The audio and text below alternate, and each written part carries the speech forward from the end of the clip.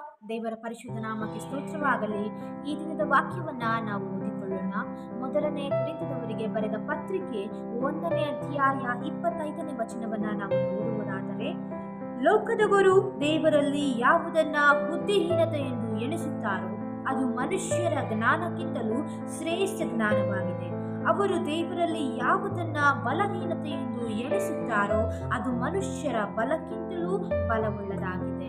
ಹೌದು ಪ್ರಿಯ ದೇವಜನರೇ, ಈ ಲೋಕದವರು ನಿಮ್ಮನ್ನ ಬುದ್ಧಿಹೀನರೆಂದು ಎಣಿಸಬಹುದು, ಈ ಲೋಕದವರು ನಿಮ್ಮನ್ನ ಬಲಹೀನರೆಂದು ಎಣಿಸಬಹುದು.